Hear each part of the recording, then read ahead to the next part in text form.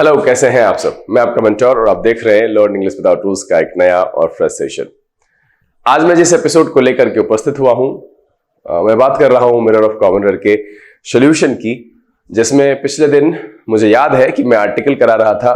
इसके 3 portion, total 38 questions मैंने करा दिए हैं। चौथा पोर्शन बचा हुआ 12 सवाल है, जिसको लेकर के मैं यहां उपस्थित हुआ हूं। जो इतना गैप हुआ है उसका कारण कुछ और नहीं, बस एरर स्पॉटिंग प्रीवियस ईयर जो एसएससी का क्वेश्चन का सेशन मैंने लाना शुरू किया, और जिसके 2-3 एपिसोड बैक टू बैक आए, और कोशिश थी कि उसके साथ आपको फैमिलियर किया जाए, जिसमें ये वाला पोर्शन रह गया है। आज हम यहाँ पर आखिरी 12 सवाल को आपके सामने रखेंगे, डिटेल एक्सप्लेनेशन देंगे। इसके बाद फिर हम मिरर ऑफ कॉमन एरर के अगले पड़ाव यानी नए चैप्टर की शुरुआत करेंगे। सेशन को शुरू करेंगे, लेकिन उससे पहले जो लोग इस चैनल पर नए हैं और वैसे पुराने लोग जिन्होंने अब तक चैनल को सब्सक्राइब नहीं किया है, प्लीज सब्सक्राइब कर लीजिए। बेल आइकन प्रेस करके नोटिफिकेशन को ऑल पर रखना नहीं भूलिएगा, ताकि यहां से जो वीडियो अपलोड हो उसकी सूचना आपको मिले और कोई भी सेशन मिस ना हो। लाइक और शेयर करने में कंजूसी नहीं कीजिएगा। वैसे तो मैंने आपसे रिक्वेस्ट लगा रखा है कि आप लाइक्स की संख्या को 50 पार कराइए। मैं बस यही कहूंगा कि जल्दी से जल्दी कोशिश करें कि ये संख्या 50 पार करें, और उम्मीद तो ये है कि आज ही के एपिसोड में आप ऐसा करेंगे। सेशन के दौरान मन में कोई सवाल रह जाए, कुछ पूछना हो, तो कमेंट में लिख करके बताइए। उसका जवाब इसी के अगले एपिसोड में हम लाने की कोशिश करेंगे। कमेंट बॉक्स तक का इंतजार नहीं करेंगे। चलिए सेशन की शुरुआत करते हैं।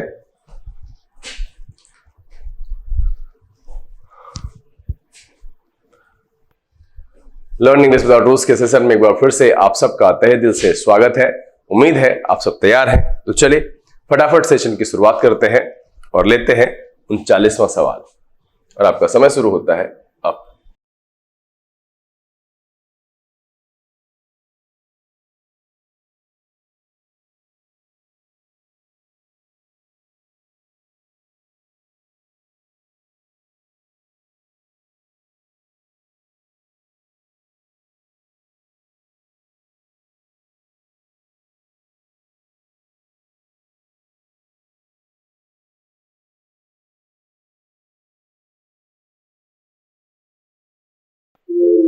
चलिए समय समाप्त हो गया है, और मुझे लगता है कि इसमें आप सबसे गलती जरूर हुई होगी, क्योंकि यहां पर एक नई जानकारी है और ये जानकारी बहुत अहम है।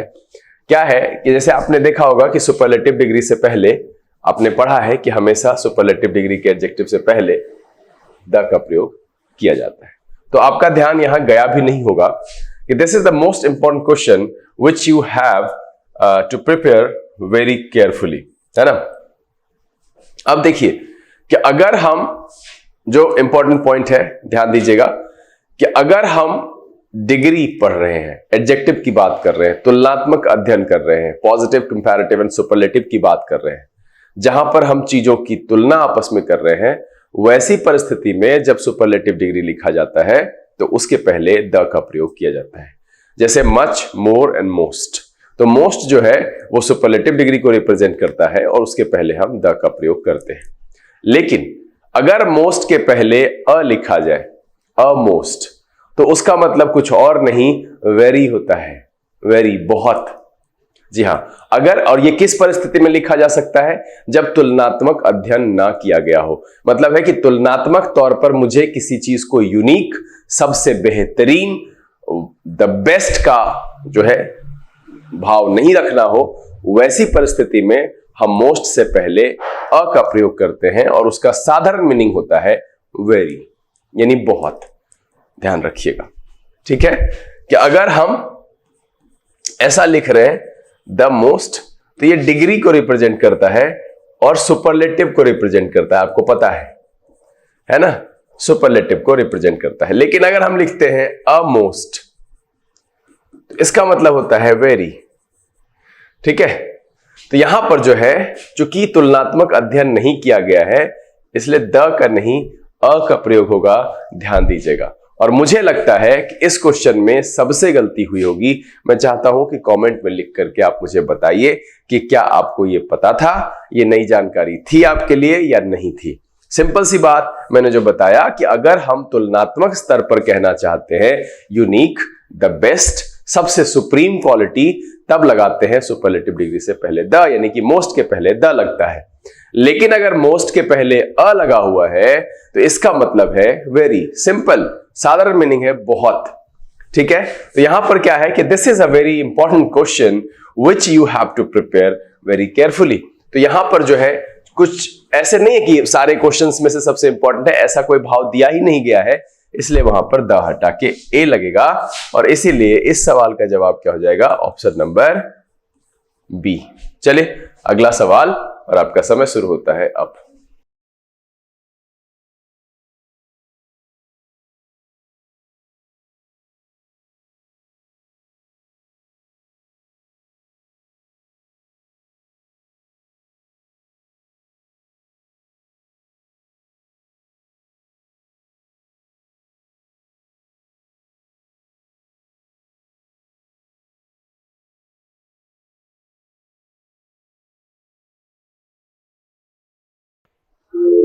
चलिए समय समाप्त हो गया है। बहुत ही आसान सवाल है। मैंने पिछले दिन आपको समझाया था कि जब कभी भी हम क्या कहते हैं पर्टिकुलराइज करने की कोशिश करते हैं, किसी निश्चित चीज की बात करते हैं, तो उसके पहले हम डेफिनेट आर्टिकल का प्रयोग करते हैं। चूंकि यहां पर ब्रह्मपुत्रा स्पेशलाइज्ड एक पर्टिकुलर रिवर की बात कर रहे हैं, इसलिए यहां पर द का प्रयोग होगा। सिंपल सी बात है, the Brahmaputra is one of the longest reverse that originate in the Himalayas. तब जाकर के सही होगा और इसलिए इस सवाल का जवाब क्या होता है, ऑप्शन नंबर ए। देखिए आर्टिकल में कुछ ऐसा नहीं है, ए एन और द के कॉन्सेप्ट बहुत ही आसान है। उसका नाम ही है डेफिनेट एंड इंडेफिनिट आर्टिकल। मतलब है कि अगर आपको किसी चीज को डेफिनेट करना है, डेफिनेट करके बताना है, डेफिनेट करके बोलना है, then you have to use the. या कोई चीज पहले से निश्चित है, डेफिनेट है, तो द लगाना है। और अगर नहीं है, उसको इंडेफिनिट करना है, इंडेफिनिट करके बताना है, ऐसे बताना है कि कोई अनिश्चित चीज है, तो उसके पहले ए या एन का प्रयोग करते हैं। अब आपको ए और एन के प्रयोग के बारे में नहीं पता है तो आप कमेंट में लिख करके बताइए, हम कोशिश करेंगे कि उसका आसान सा तरीका आपको बताया जाए। ऐसे आपको पता होगा, जिन लोगों को ये चाहिए होगा कमेंट में आप लिख दीजिएगा कि सर मुझे इस पर एक डिटेल वीडियो चाहिए, तो हम आपको उसको बहुत जल्द उपलब्ध करा देंगे। तो यहां पर चूंकि पर्टिकुलर केस है, विशेषीकृत नदी का नाम है, इसलिए मैंने यहां पर द लगाया है और इसलिए सवाल का जवाब क्या हो गया, ऑप्शन नंबर ए। चलिए अगला सवाल। अगला सवाल और आपका समय शुरू होता है अब।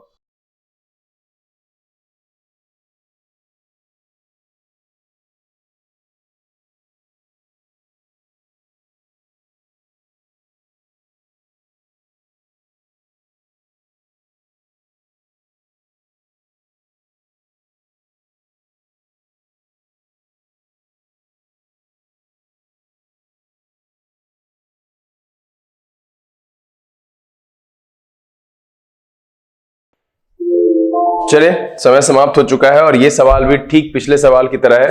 देखिए क्या कह रहा है, द गैंजीज, हाँ प्लूरल में ऐसे ही इसको प्रोनाउंस करते हैं ब्रिटिश इंग्लिश में। The Ganges is for north India what. यहां पर देखिए फिर से नदी का नाम है, तो यहां पर क्या होना चाहिए, द का प्रयोग होना चाहिए। अभी मैंने इससे पहले एक सवाल में बताया है और मैंने बार बार आपको समझाया है कि आर्टिकल में ऐसा कुछ भी नहीं है, नाम है डेफिनेट एंड इंडेफिनिट, उस हिसाब से देखिए। तो ये दोनों नदियां जो है वो निश्चित नाम है, पर्टिकुलर केस यहां पर रखा गया है, तो इसीलिए कृष्णा से पहले द का प्रयोग होगा और इसलिए सवाल का जवाब क्या हो जाएगा, ऑप्शन नंबर सी।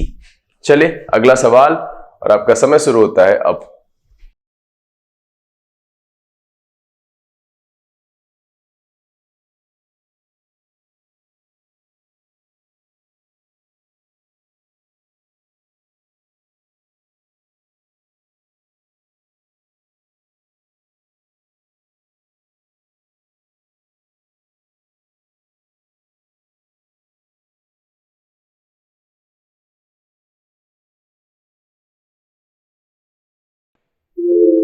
चलिए समय समाप्त हो चुका है।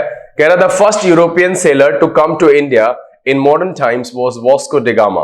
क्या है, the first European sailor to come to India in modern times was Vasco da Gama. यहां पर कोई भी गड़बड़ी नहीं है, कहीं पर भी कोई सेक्शन ना ए ना बी ना सी ना डी, इसलिए सवाल का जवाब क्या हो जाता है, ऑप्शन नंबर ई, मतलब है नो एरर। चलिए अगला सवाल और आपका समय शुरू होता है अब।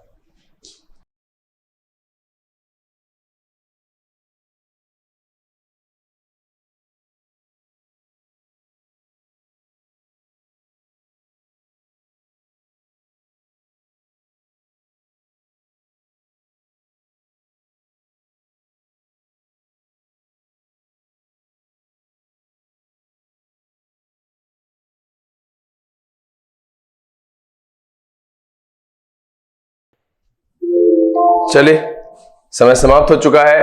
कह रहा था trees in a forest must be properly counted and numbered and proper entries be made in the register. क्या है? The trees in a forest मतलब किसी जंगल में क्या कह रहा है? Must be properly counted and numbered and proper entries be made in the register. यहां पर भी कोई गड़बड़ी नहीं है किसी भी हिस्से में, इसलिए सवाल का जवाब है नो एरर, और जो ऑप्शन है वो है ऑप्शन नंबर ई।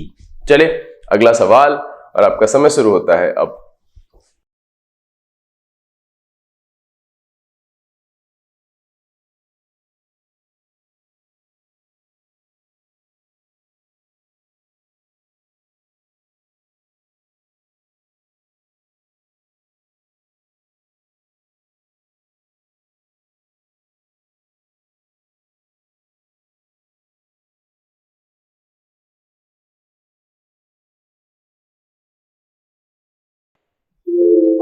चलिए, समय समाप्त हो गया है। मैं इस सवाल पर आगे बढ़ने से पहले आपको जानकारी एक रिव्यू करा देता हूं। ठीक है, देखिए, डॉन, डे ब्रेक, सनराइज,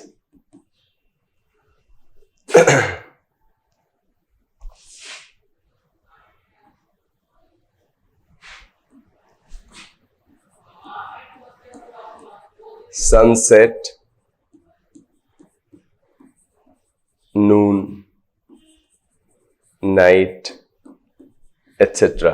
अगर इससे पहले बिफोर या आफ्टर लगा हुआ है, बिफोर या आफ्टर लगा हुआ है, तो इस सब के पहले ये जो लिखा है मैंने, dawn, daybreak, sunrise, sunset, noon, night, इसके पहले हम द का प्रयोग नहीं करते, आर्टिकल का प्रयोग नहीं होगा।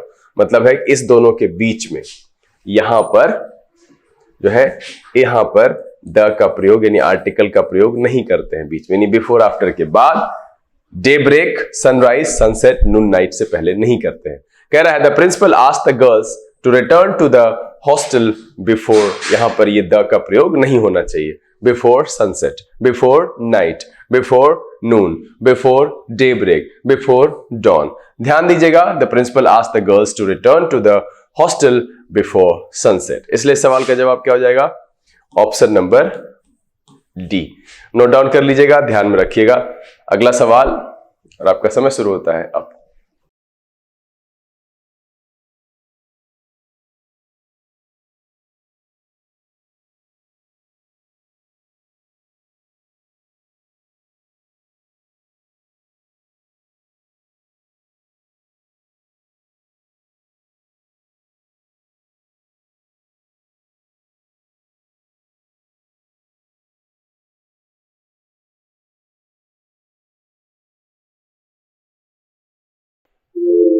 चलिए, समय समाप्त हो चुका है। इससे पहले मैंने इस जो सवाल यहां पर जो एरर है वो मैंने आपको पहले बताया है।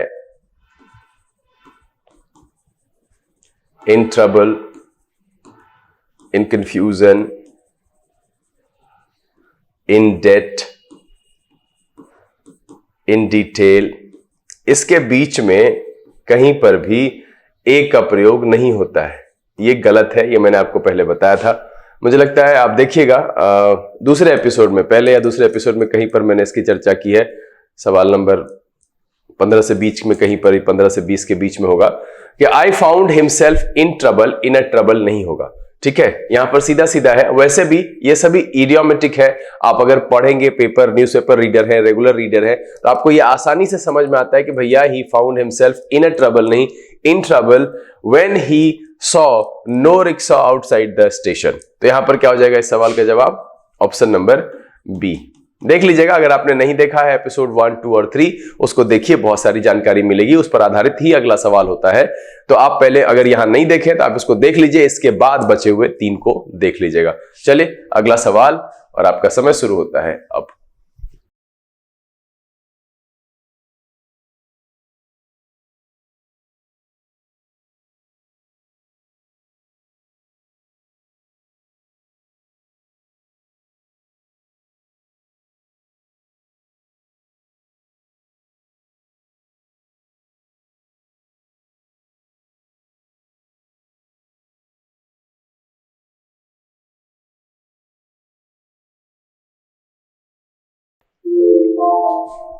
चलिए, समय समाप्त हो चुका है।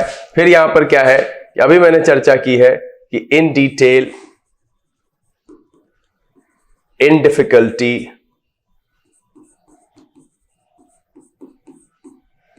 इन होप, ये सब इडियोमेटिक है। इन कंक्लूजन, इस दोनों के बीच में यहां पर द का प्रयोग करना अनुचित है। यहां पर द का प्रयोग करना अनुचित है, द का प्रयोग नहीं कर सकते।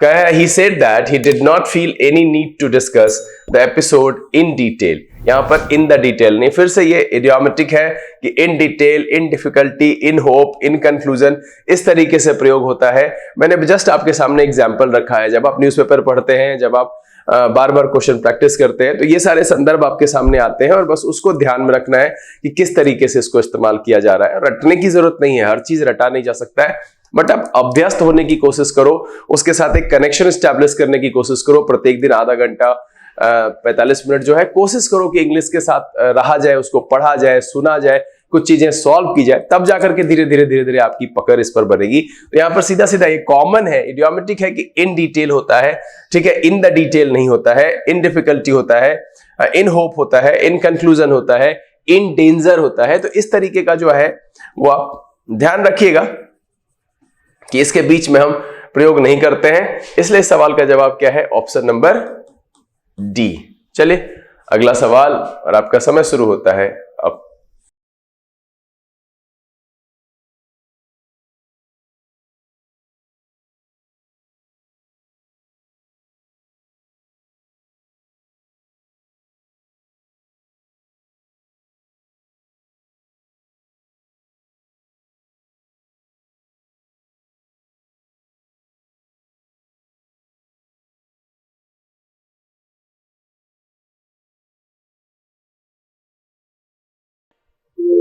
चलिए समय समाप्त हो गया है। अभी जो पिछले सवाल में डिटेल मैंने आपके सामने रखा है, देखिए फिर से यहां पर इन कंक्लूजन होगा, इन द कंक्लूजन नहीं होगा। In conclusion it may be safely asserted that the poet preaches some moral implicity. तो इसीलिए यहां पर द का प्रयोग नहीं करेंगे, हटा देंगे, और इसका जवाब क्या हो जाएगा? ऑप्शन नंबर ए, कि in conclusion it may be safely asserted that the poet preaches some moral implicity. तब जाकर के सवाल सही होगा।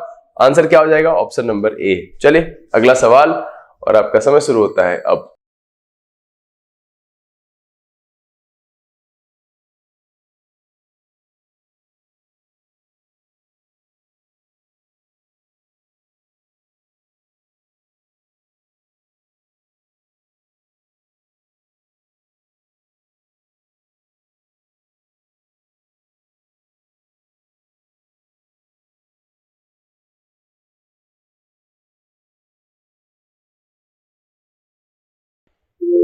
चलिए समय समाप्त हो गया है, और बहुत सारे लोगों को जानकारी इसके बारे में होगी, नहीं होगी तो मैंने अपने शॉर्ट्स में भी आपको यह बताया है कि अगर हम दो नाउन को एंड से जोड़ रहे हैं, उसके पहले एडजेक्टिव या आर्टिकल रख रहे हैं, तो दोनों के पहले अगर रख रहे हैं तो वो दो अलग अलग चीजों की बात करेगा।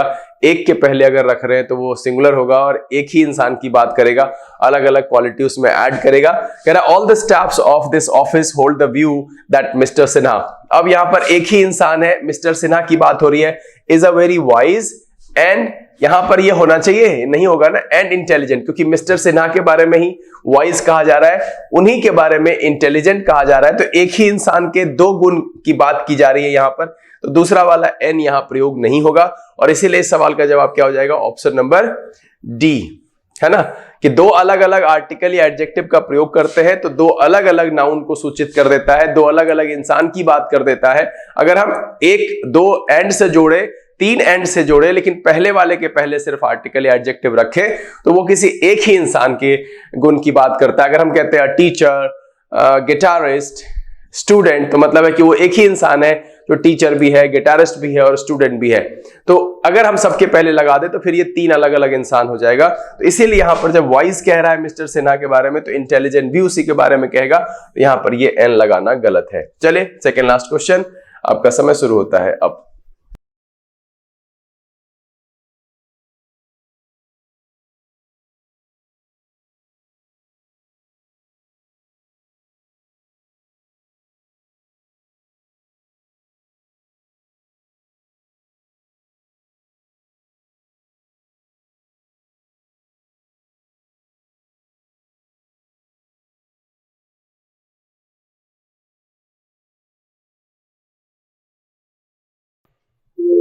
चले, समय समाप्त हो चुका है।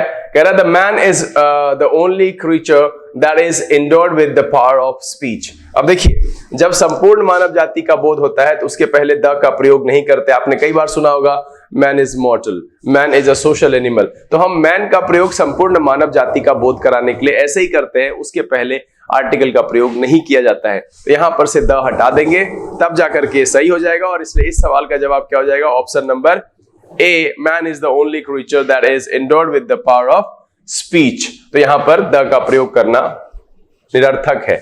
चलिए, आखिरी सवाल और आपका समय शुरू होता है अब।